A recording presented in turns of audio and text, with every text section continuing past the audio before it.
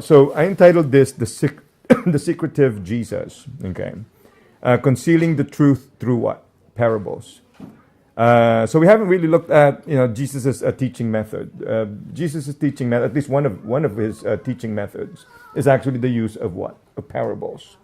Now, so in the past, I used to think I thought in the past when I was a kid that parables were used by Jesus in order to actually make it more understandable to people. But it turns out that's actually not that's not the use of parables, right? The use of parables is actually to conceal the truth from people. Okay, so that's what I'm going to try to actually look at today.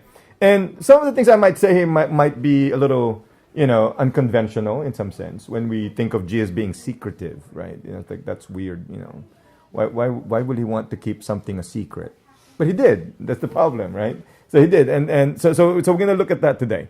So I hope that the more we listen to this sermon about, remember the series that we have, the Jesus you never you knew, the Jesus you never knew. The more we look at the Gospel of Mark, I'm hoping that the more Jesus will become a stranger to us. Now, because the renewing of minds becomes possible once we recognize such strangeness. Is that clear? The more Jesus becomes what? Oh, thank you. The more Jesus becomes what? Strange to us. The more our minds become what? Renewed, because somehow we are disrupted. Right? Our common way of thinking about Jesus, somehow we put a stop to it, and then we begin to think anew about who was really Jesus, right? Who was really Jesus? Now, so once we realize that the Jesus that we claim to know does not resemble the Jesus in the Gospel of Mark, then there should be some kind of a mental disruption, right? That's why this is the renewing of minds, transforming of our lives. Now, as a preacher, I see myself more as a risk taker, right? I take a lot of risk about the things that I actually say. That's why, sometimes I get in trouble for the things that I actually say. I remember when I was in my 20s, I was asked to preach in a church, and I said something controversial, right? I was only in my 20s, right? And then it was supposed to be like the 7 last words. So different people preach, for the different words, right? And then the one right after me started contradicting what I said because he was trying to correct me on the pulpit, right? Because he thought I said something like controversial. But I've always been like that, I don't really mind saying things controversial, because I think when you say something controversial, it disrupts our mind. It helps us to actually think differently. And like I was just talking to Jean before the service, before we prayed, I was telling him something about. I think we're starting to build a culture of Christians who probably can freely express their doubts. Christians, are you guys following me? Some kind of a culture where you can freely express your doubts. You can freely think about Jesus, right? You can probably think of some controversial things, right? Is that clear? Yeah, it's not necessarily wrong. The mere fact that it's controversial doesn't mean that it's what? It doesn't mean it's wrong, or it doesn't mean it's false. Okay? Jesus was saying a lot of things that were controversial during his time, but they were not necessarily what? False or wrong. Okay? So, I try not to preach in such a way that will somehow tickle the ears of people. I wish I can do that. And it's very easy to do. You just say a bunch of cliches, and that will work, right? That's just how it works. Now, so I refuse to be pressured to portray Jesus in such a way that will make us happy. I just want to make sure that I'm telling you what the Bible actually tells us about Jesus. Do you guys follow? Whether it will make us happy or not. Do you guys follow me here? I'm trying not to intentionally try to portray a positive picture of Jesus so that will make us happy. No, I'm here to tell you what I think is what the Bible telling us is the truth about Jesus. Does that make sense? Okay. Now, so and I have to try to be faithful to that. I have to try to be faithful to the biblical text. When I approach the Bible, I don't approach the Bible with some kind of what? I try my best as much as I can not to approach the Bible with my preconceived notions about who Jesus is. Because every time you do that, you try to impose your what? what you already know before, you're imposing it on the text that you're actually what? Reading. I hope that makes sense. At least I try my best as much as I can, right? To set aside this preconceived notion and just try to read the text, right? Without filtering it with whatever I wanted to say. Okay? So, and I hope that's what I'm trying to do here, right? I'm trying to build a culture where we will actually read the Bible for what it is. Right? So, according to Mark, Jesus was actually secretive. When it comes to his what? When it came to his real message. Jesus appeared to be a spiritual elitist, right? So, or elitist, right? Does that make sense? I don't know if I'm pronouncing it correctly, right? So he seemed to think that his real message is only for the selected few. That's what it says in the Gospel of Mark. That we will be reading that later. Okay, so that's why he used parables to actually what? Conceal his real message, right? So let's actually look at Mark 1. I forgot that we haven't read it yet. Okay, I'm talking about it already, and I just realized right now, actually we haven't read it yet. So they might think I'm making this up. Okay, so let's look at Mark 4. 1 to 34. So I'll read this quickly. Again, he began to teach beside the sea. Such a very large crowd gathered around him that he got into a boat on the sea and sat there, while the whole crowd was beside the sea on the land. He began to teach them many things in parables, and in his teaching he said to them, "Listen, a sower went out to sow, and as he sowed, some seed fell on the path, and the birds came and ate it up. Other seed fell on rocky ground, where it did not have much soil, and it sprang up quickly, since it had no depth of soil. And when the sun rose, it was scorched, and since it had no root, it withered away. Other seed fell among thorns, and the thorns grew up and choked it, and it yielded no grain.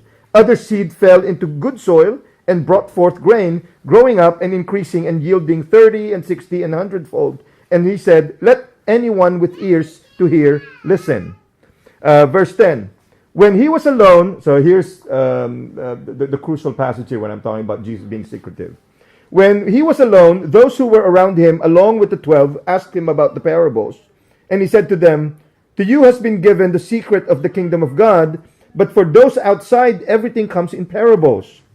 Okay, so for those who are outside of our group here, right, the disciples, right, he spoke to them in what? In parables, so those who are outside. So in order that, so watch what Jesus said here.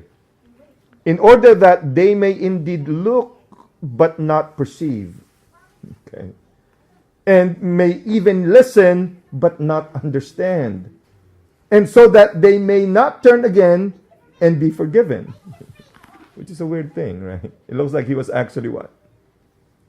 Withholding it from the other people to actually understand whatever it is that he was trying to say.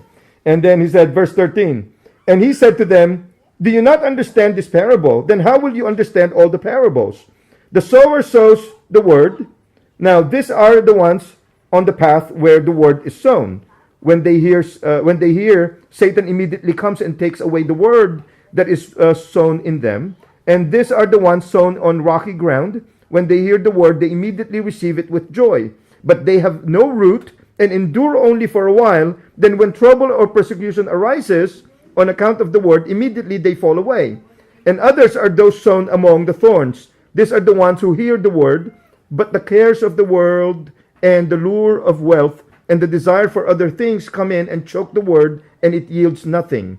And these are the ones sown on the good soil. They hear the word and accept it and bear fruit 30 and 60 and 100-fold. Now, verse 21.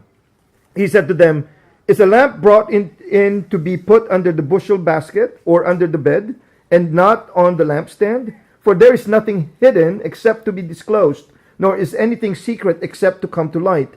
Let anyone with ears to hear listen." And he said to them, "Pay attention to what you hear. The measure you give will be the measure you get, and still more will be given you. For to those who have, more will be given, and from those who have nothing, even what they have will be taken away." He also said, "The kingdom of God is as if someone would scatter seed on the ground and would sleep and rise night and day, and the seed would sprout and grow. He does not know how. The earth produces of itself first a stalk, then the head, and then the full grain in the head. But when the grain is ripe, at once he goes in with his sickle, because the harvest has come. Verse 30. He also said, with what can we compare the kingdom of God? Or what parable will we use for it? It is like a mustard seed, which when sown upon the ground is the smallest of all the seeds on earth. Yet when it is sown, it grows up and becomes the greatest of all shrubs, and puts forth large branches, so that the birds of the air can make nest in its shade. Last set of verses, verses 33 and 34. With many such parables he spoke the word to them, as they were able to hear, and he did not speak to them except in parables, but he explained everything in private to his disciples. He explained everything in what? In private to his disciples. Now, so it appears, right, that Jesus was very what? Somehow secretive about his message here. I'm not making this up. We read it. Okay. Does that make sense? So if people will actually question me about this, that's what it says there. He was actually hiding it from other people. He was not disclosing it from other people. He was only giving it to what? The disciples. Now, so how should we actually interpret that? Okay. Now, I think there are two possible ways of interpreting it. Okay, two possible ways of interpreting that. I think one possible way is that probably Jesus was like those members of the Qumran community. Have you guys heard of the Qumran community? Like in the Dead Sea Scrolls, they were actually some kind of a secret society, right? Where they think that what? They have some kind of a secret knowledge. And the secret knowledge is only what? For those who are, will eagerly, right, try to understand it. Right? So this is not for those people who are what? Who are uninterested, right? These are only for people who are what? Interested in some sense, right? So the message in some sense is actually hidden from others, but it's only accessible to the ones who deserve the truth. Who are the ones who deserve the truth? They're the ones who will actually take responsibility for themselves to actually what? Study the truth. That's what they thought. Some of the members of the Qumran community, right? So they think that the truth is not something that you spoon feed people with. Right? It's not something to be, you're not supposed to be spoon fed, but rather you're supposed to what? Desire to actually learn something about this, right? So not everyone deserves to understand, according to this secret society, right? Truth is not for everyone also, right? According to this society. Now, one possible way of interpreting Jesus here is that Jesus was like them. Do you guys follow me? Possibly. Again, that was very, there are communities like that during the time of Jesus. And it's possible that Jesus was actually thinking in a very similar fashion. I hope you guys are following me here. Now, another way of interpreting this is this, okay? Probably Jesus thought that majority of the people are not really ready for his message. Okay, that's one possible way of interpreting it. People are not ready for his message, so that's why what he needs to do is to actually just tell this to what? The selected few. And then hopefully the selected few are the ones who will what? Disclose it to them later. When somehow people are what? Ready. Right, those are possible interpretations. Are you guys following me here? Again, those are, those are two possible ways, right? I don't know which one I actually prefer. Right, it's possible that Jesus was really thinking that knowledge is also just for what? A selected few. Or it's possible that Jesus probably thought that people are just not what? They're just not ready for it. Now, so let's look at this. So why parables? Now, different preachers, teachers have different ways of conveying their messages. Some people use a lot of stories. Exactly. And that's very entertaining, right? When you hear people in the pulpit, they tell a lot of stories, and sometimes they probably even forgot to talk about the text, right? It's just all about the stories, right? Others are much more comfortable with, talking about theological discourses. Have you guys attended a church? I've experienced this when I attended some mainline Protestant churches like UCC, Presbyterian, right? Their sermons are very heavily theological. Exactly. So you look like you're in the classroom, right? When you are when you attend the service, because they're very it's deep. It's somehow theological in some sense, right? Now, and different ways of preaching, different ways of teaching has to do with, it's relative to the audience that you have. When I preach here, I'm of course I'm different here right now. When I teach in classroom, I'm different. I think Gene attended one of my classes, right? And then he thought I was a little different, right? I think you mentioned something like that. Yeah, I was a little different. Yeah, I was not like, I was trying to challenge students, right? When they respond, I'm going to try to play devil's advocate, right? I don't do that here because I don't want you to all be doubting things, right? But my goal in the philosophy class is to actually force them to somehow think. So I will approach them differently. Now, but Jesus used parables to conceal the message to those who are outsiders. A parable is a short story with spiritual meaning. So Jesus' use of parables is not designed to make things easier to understand. As a matter of fact, it is designed to make it more difficult for people to understand, or probably even impossible for them to get what it is that he's trying to say. Now, here's my question here when I was actually reading this. If one has an opportunity to straightforwardly get his or her point across, why should he or she conceal it? Isn't that weird? Jesus could have explained it to them, right, straightforwardly, what it is that he wanted to say. But why even try to conceal it? Do you guys follow what I'm trying to say here? Why do you think he needs to conceal it? Because when I was looking, so what it is that he was trying to conceal, it doesn't look like it's actually worth concealing, right? Because there's nothing really seemingly secret about it, right? People are different hearers. Is that clear? So some people, but it doesn't look like it's worth concealing. But somehow Jesus concealed it to them. Okay. As a matter of fact, remember we read verse 12, where in the text it says that Jesus, he didn't even want the other people to actually understand what it is that he was trying to say. We usually think that Jesus wanted to spread everything, like his message, and as widely as possible to everyone. But it doesn't look like that's what he was trying to do here. Does that make sense? Now, so when you look at the disciples, it's somehow puzzling to me because the disciples were not really spiritually or intellectually superior than the average members of his audience, right? So you wonder, why will Jesus actually conceal it from the rest, when the disciples were not even all that superior or intellectually, because they were just new. He could have actually easily explained it to them. Now, the disciples didn't appear to be zealously wanting to know about Jesus. Is that clear? They were just normal, regular people. They're probably wondering, why did Jesus even select me? Right? And then Jesus said, okay, but this one is a secret. I'm just going to tell you guys. Right? But we're going to keep it away from the rest. Now, so there's a possibility that Jesus was thinking that probably his real message is only for a selected few. Now, if you notice, even when you have 1,000 members in the church, not all of them are Christians, right? Not all of them are followers of Jesus. You guys know that? Is that clear?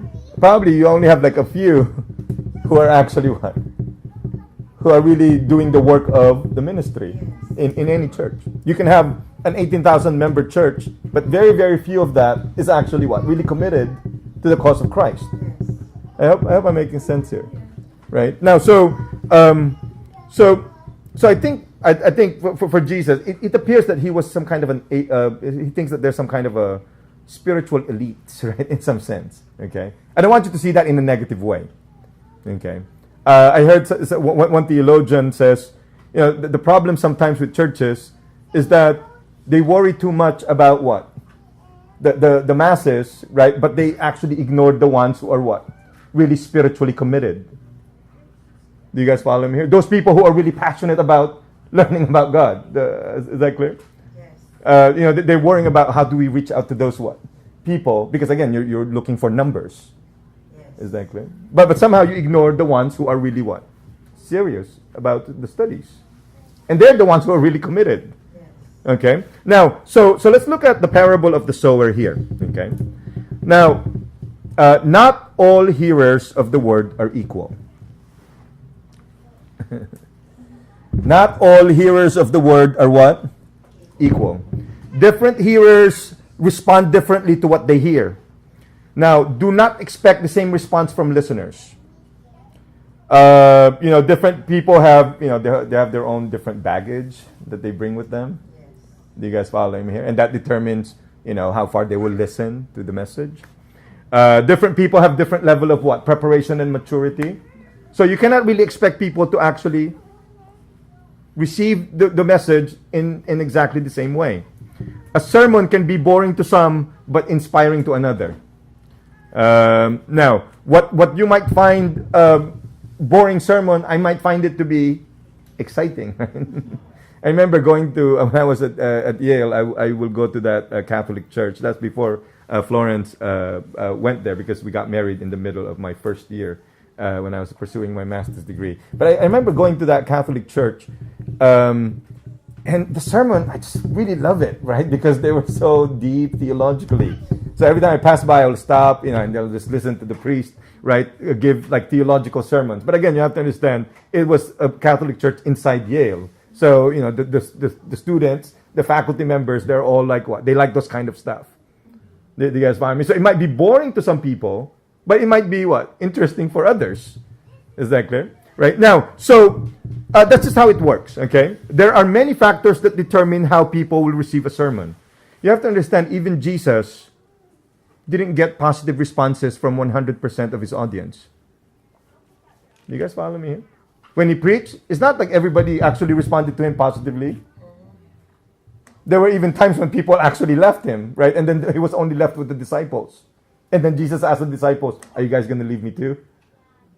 Right? Because people were leaving and they said, "I cannot even understand what he was saying." Right? It's just going all over above my head, right? Yes. Are you guys following me here? Right? Now, so now keep in mind that not all people in the church are actually Jesus' followers. Okay? Including the ones who are even actively attending church Sunday after Sunday. Not everyone are actually what? Followers of Jesus. Some people in the church are there for the show. Some people are there for the spectacle of what?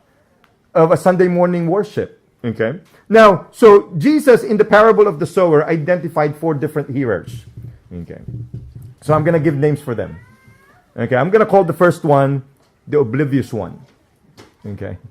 The oblivious one. Someone who's not seemingly have the direct awareness of the message, even if they actually hear it.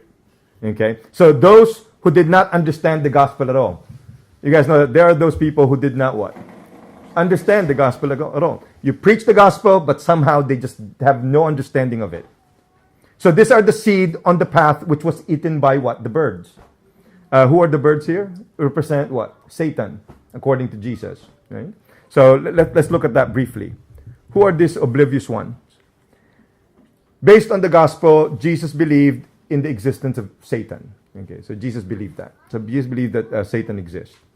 But Jesus did not seem to attribute every single problem to Satan. Okay.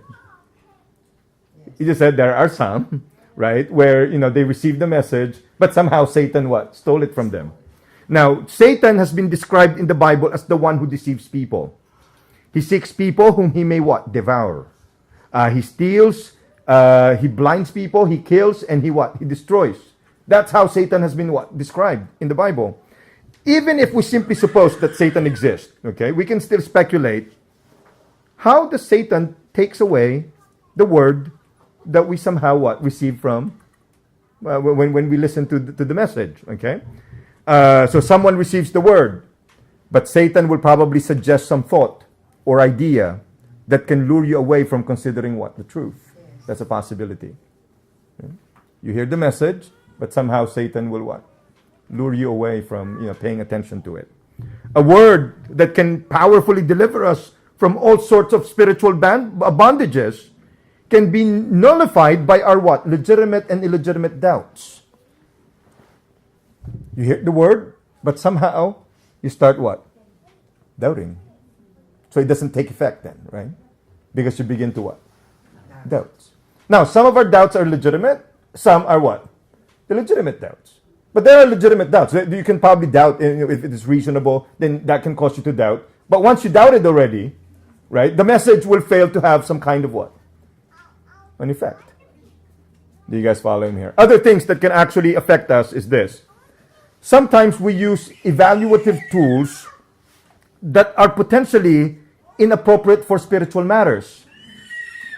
You know, that's the reason why some people will hear the message, but somehow it will not what? Affect them at all. Because probably sometimes they probably use, science, right? They look for scientific evidences. You guys follow me here? They look for rational arguments. So they're using evaluative tools that are probably not even appropriate for what? For spiritual matters. That's the problem. And that's the reason why the message cannot what? Get across. I hope you guys are following me here. Right? There are people who are like that, right? So they hear the message, but somehow it doesn't affect them. Why? Because probably they're doubting, right? Or probably they're just evaluating it, the way they're evaluating it is actually not appropriate to, things that are of spiritual things. Right? It's like, it's like someone tells you, hey, I'm in love with you. And then you wonder, can you prove it, right? Is there some kind of scientific evidence for this? Exactly. But you're probably what? Evaluating it what? Not with the tools that you're supposed to use in order to do that evaluation, right? Now, sometimes we have emotional states that can lead us to ignore what we actually heard. We have what? Emotional states that might, so you hear the message, right? And then somehow it doesn't take effect because you have all of this emotional baggage, right? And all sorts of destruction. It's possible that all of this are actually what? Satan-induced. Right? Possible. I'm not saying that happens all the time, but there are probably times when it is actually induced by what? By Satan. Your doubt. I don't know if it applies to all of us here, right? But I'm assuming there are people, the reason why it doesn't matter how much you actually what? Tell them the gospel, somehow they just don't get it. Okay? Now, I'm assuming some people do not get it because some people are just poorly conditioned to really understand the gospel. I've noticed this when I observe some people. You can tell them the gospel over and over again. You can bring them to church over and over again. They can go to church for years. And for some reason, they have no clue what the gospel is really all about.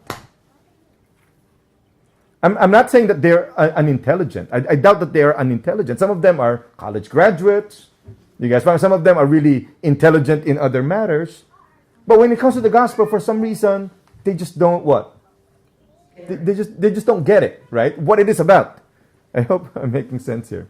I think one of the problem here is there is this lack of requisite point of reference. That's why they just can't understand what the message of Jesus. So, somebody preached to them about the message about, you need forgiveness, and that Jesus came to actually forgive you from your sins. But somehow they just don't get what? They don't get what that means. I hope I'm making sense here. So they can go to church Sunday after Sunday, and they just have no idea what the gospel is about. I remember talking to someone, and I think that this is one of the reasons why I got a little encouraged to actually, start symposia. Because I was talking to this person, and she's been attending like mega churches for about 5 years. And she came up to me and she said, in our church, it was so cool. It was so entertaining, right? Our pastor wear like costumes, right? That is similar to the movie. And they showed video clips, right? One after another. Are you guys following me? And I was so entertained. It was just so cool, right?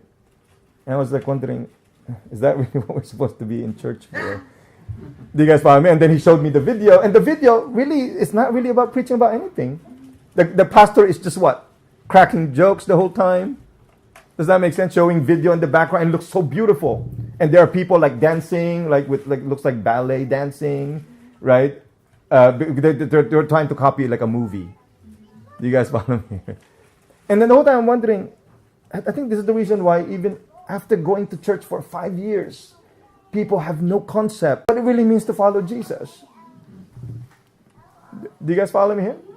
So I'm assuming, bombarded with like messages after messages about Jesus, but somehow some people are just not getting it at all.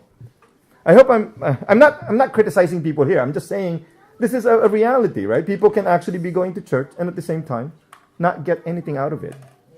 Other than, of course, the entertainment, right? The fun things, right, that are happening in the church. Second one is this, the unrooted one, okay? Unrooted one. So the first one was the oblivious one. The second one is the unrooted one.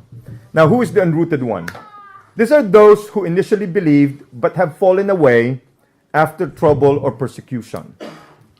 So these were the seed that was actually what? That fell on rocky ground.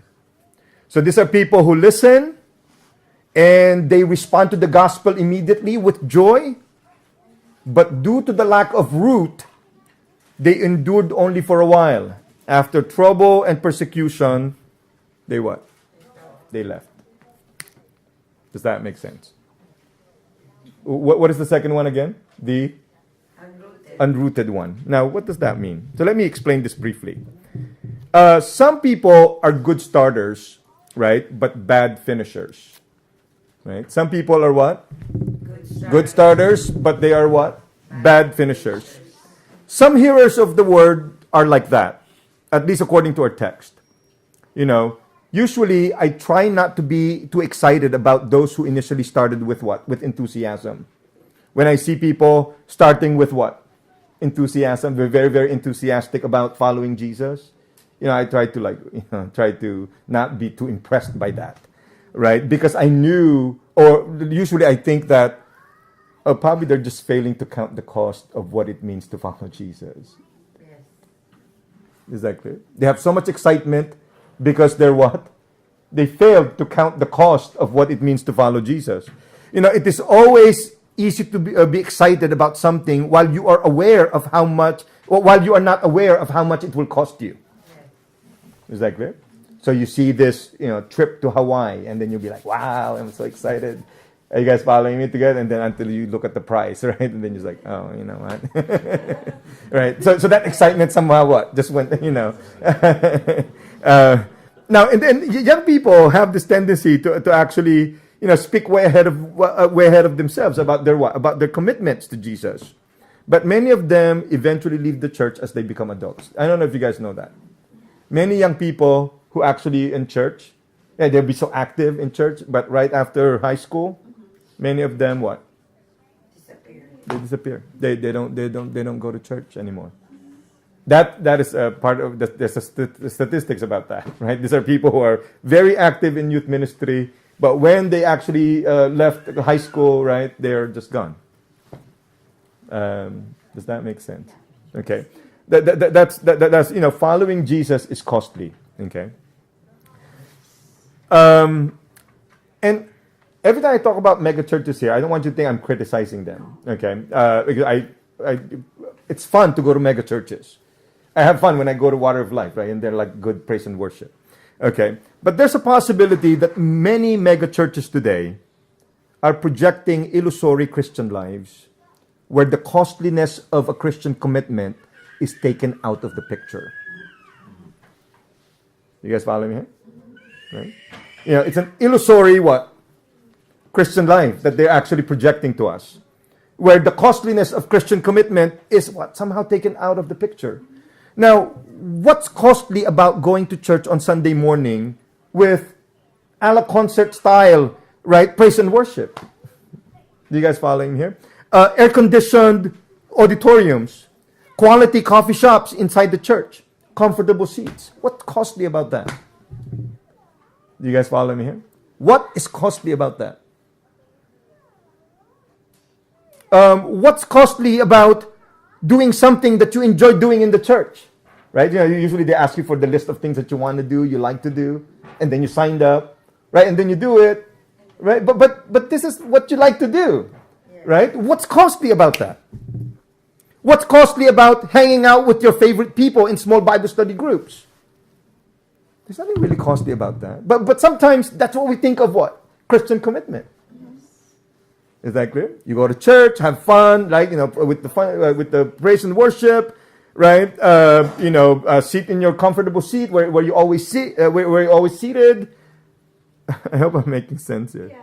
Right? You do the things that you really just enjoy doing anyways, right? It gives you some kind of, you're motivated to do it all the time. But again, what is costly about that? Because they try to make it as comfortable as possible for all of us. I hope I'm making sense here, right? They try to make it what? Comfortable. As comfortable as possible.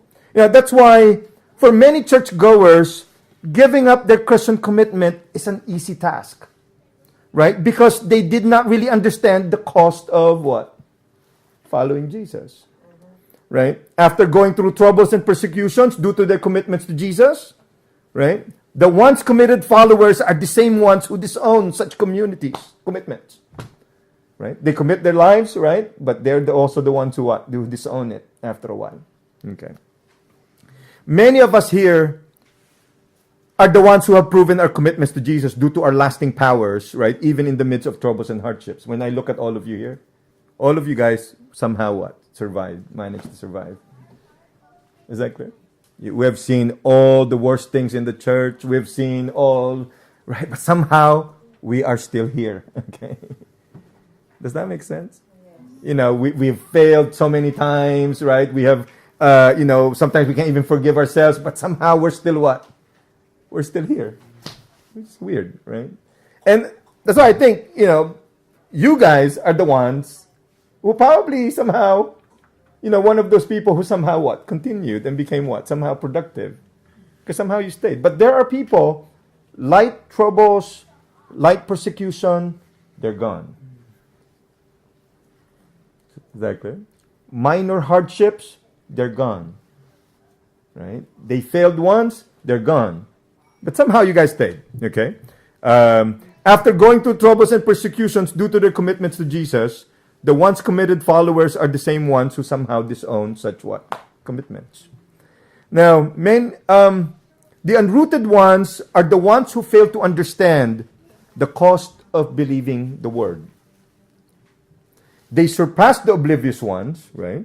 Because the oblivious one did not even get into what? First base. Do you guys find? Because they're not even getting anything. They didn't understand anything. But the unrooted ones got into the first base, right? But decided to quit in the middle of the game. You guys follow my illustration here, right? Thirdly, the worldly one. Let's look at the worldly one. Now, who is the worldly one? The worldly one are those who, due to worldly desires, fail to be productive. So these are the seed among what? The thorns. The cares of the world, the lure of wealth, and the desire for other things come in and choke the word, which made them what? Unproductive. Now, so who are the worldly ones? Let me briefly describe this. They are the ones who heard the word. They probably even committed their lives to God. And they are probably even involved in the ministry. And they probably even understand the cost of Christian commitment. But somehow the cares of the world and the lures of wealth kept them from being spiritually productive. Does that make sense? The busyness in their pursuit of wealth somehow turns them into what? Unproductive followers of Jesus. The busyness, right? In their pursuit of wealth somehow turns them into what? Unproductive followers of Jesus. Their priorities in life fail to reflect the centrality of Jesus and God's kingdom. Does that make sense? I'm not trying to make everybody guilty here, right? Not what I'm trying to point out here. But that's what the worldly ones, these are the worldly ones, okay? When you look at their priorities, somehow God is not even part of what? Their priorities, right? It's wealth, pursuit of, they probably bought houses that they could not really afford, right? They probably bought expensive cars that they cannot really afford. They probably live luxurious lives that they have difficulties maintaining. And then they end up working 16 hours a day and 7 days a week, right? In order to meet the demands of their what? Extravagances. While remaining to live from paycheck to paycheck, right? They forgot about their church lives. They forgot about their calling. You guys know that those things happen, right? I heard that there were like many pastors from the Philippines who were so eager to come to the U.S. because they wanted to start a ministry, right? But when they get here, the lures of wealth, right, took them away from what? The ministry. Is that clear? So they started doing their job, real estate. They become successful, and they completely forget about what they initially intended to do when they got here. Are you guys following me here? Yes. Right? And again, these are one of the reasons why there are people who are not willing to what? To embrace the message. Right? Because they know that if they embrace it, they will have to give up their pursuit, right, of material things. Right? Again, I'm not saying it's wrong to pursue material things, right? We bought our own house ourselves. Do you guys follow me here? But still, but sometimes our priorities might get out of whack because of what? Because after we succumb to the pressure, right? The pressure to do things in order to pay off bills, for example. Okay. Now, the productive one. So, who are the productive ones? The productive ones are the doers of the will of God. They are the ones who prevent the church from becoming extinct. Okay. I'm talking about, some major theologians here who probably somehow saved Christianity from extinction. They are the ones who captured the vision of Jesus. They are the ones whose lives have been changed. They are the ones who spread the message. They are the faithful remnants in churches. Now, when I say faithful remnants, in every church, there's always going to be what? Not all of them are faithful remnants. Only a certain portion of those people who are in church are actually what? Faithful remnants. Do you guys follow what I'm saying here? Yes. Right, even when you go to a big church, usually probably the finances of that church is taken, the people who are taking care of it are the very few what? Not all of them. Right? Even in big churches, not everybody, let's say, give offering to the church. But who are the ones who sustain the ministries? Probably just a few. Yes. These are the ones who somehow captured what? The vision of Jesus. I hope that makes sense. Right? Okay. Now, so they are the ones who follow the leading of the Holy Spirit into all truths. They are the ones who love people. They are the ones who care for people. They are the ones who help the church survive all sorts of challenges. Now, the productive ones are those who hear the word, accept it, and bear what? Fruits. Now, what does that mean here in this context? In this context, it means something like this. The disciples, as the commissioned bearers of God's message, were expected by Jesus to eventually disclose whatever he concealed from what? From people. This is how it appears. Remember that. Can we read that really quick? I know I'm almost done, anyways. But I wanted to read this passage because I think there's a tendency for people to somehow misinterpret this by not relating it to the parable of the sower. So he said to them, "Is a lamp brought in to be put under the bushel basket or under the bed, and not on the lampstand? For there is nothing hidden except to be disclosed, nor is anything secret except to come to what? To light." The secret was given to who? The disciples. So it looks like the disciples eventually are the ones who will what? Disclose it. Do you guys follow me here?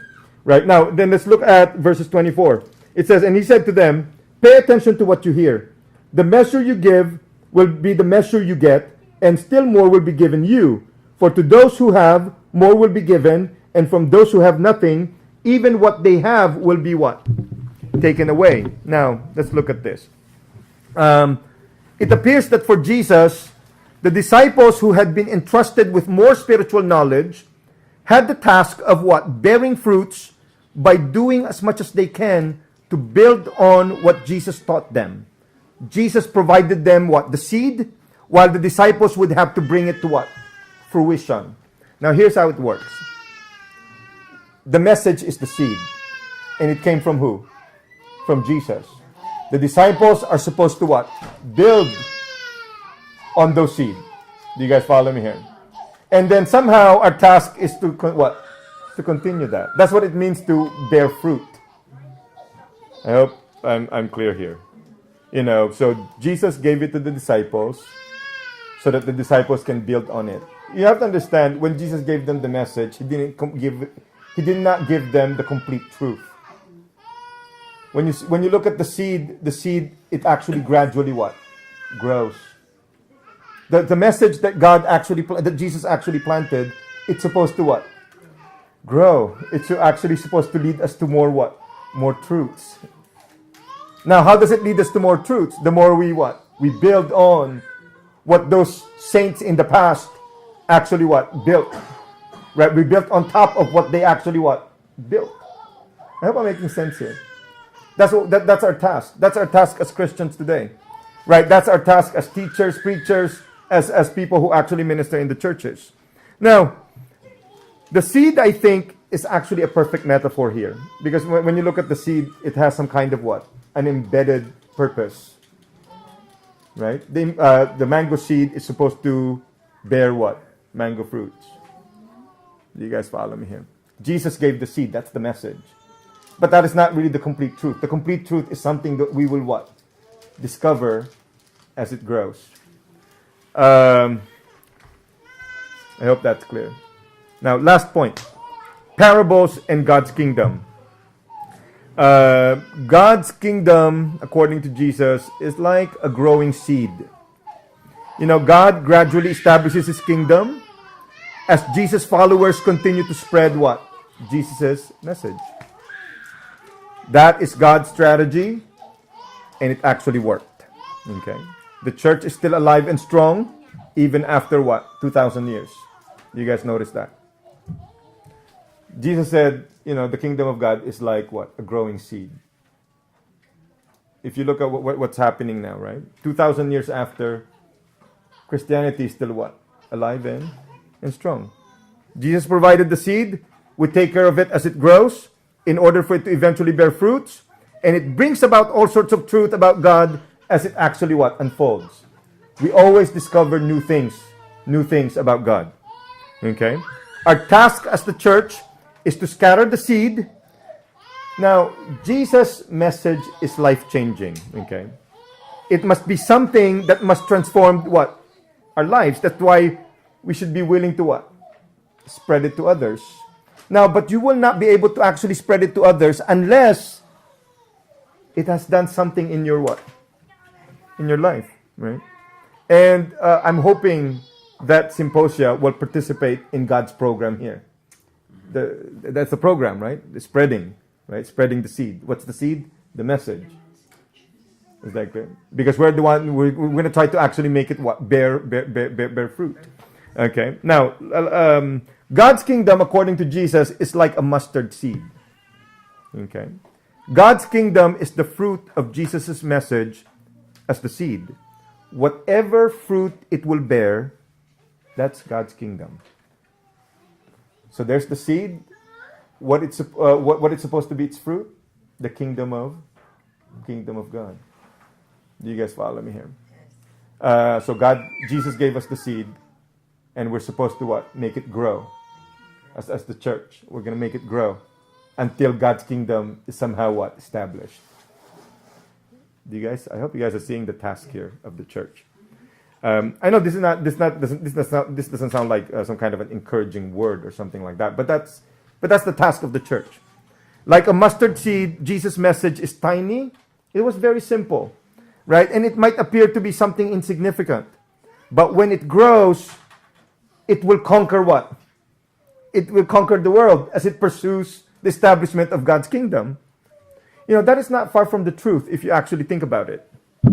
From the tiny seed that Jesus planted, the Christian faith, despite its faults and imperfections, does that make sense? Despite its what? Faults and imperfections, remains to be the largest and most widely spread out of all religions. You guys know that, right? Christianity remains to be the largest religion in the world. And it's actually the most widely what? Widely spread. I don't think that it proves the truth of Christianity, but I think it adds to the case that there's something plausible about it. Jesus said, it's like a seed. Like the kingdom of God is like what? A mustard seed, a tiny seed. But when it grows, it's what? It's expansive, right? It has a wide reach in some sense, right? And this is what happened to Christianity. I hope you guys see that. This is what happened to Christianity. Despite the fact that Jesus conceals his message through parables, we are commissioned as his followers to disclose his what? His message. That's our task. We are probably well positioned to judge how the seed that Jesus planted is bearing fruits. It was difficult for the first century Christians or first century listeners of Jesus to understand what Jesus was talking about. He said, my message is the seed and it's supposed to bring what? Bear fruits. It's going to have a lot of fruits. It's like me talking to all of you, and it's only few of us here, and I tell you that my vision is that somehow what? It will actually bear what? Fruits. You guys following me? Many of you probably look at me and say, how are we going to bear that much fruits, like with the number we have here? Does that make sense?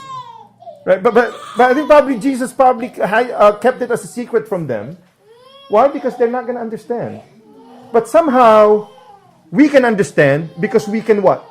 Look back and see what was actually what? Accomplished. I hope that makes sense. Right? Now, the first-hand listeners of Jesus did not have the privilege of having such a vantage point. They would never understand what Jesus said about the effects of his message. The productive ones, I'm referring to all of us here, right?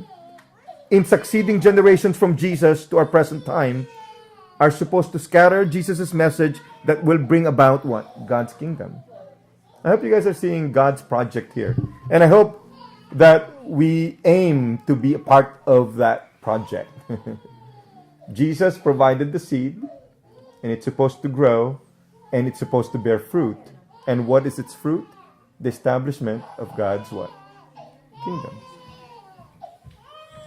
Do we have reason to believe that somehow that is potentially true?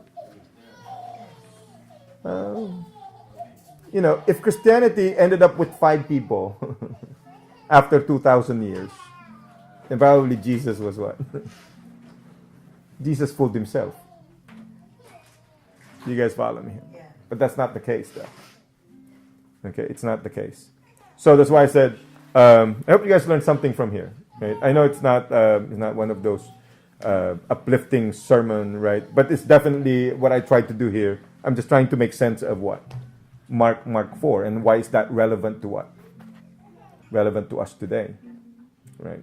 It's relevant to us today because we're part of this project, right, that Jesus started by planting that seed, and that hopefully we will actually what? It will grow, and we will participate in bringing about whatever it is that God wants to bring about, namely God's kingdom. Okay.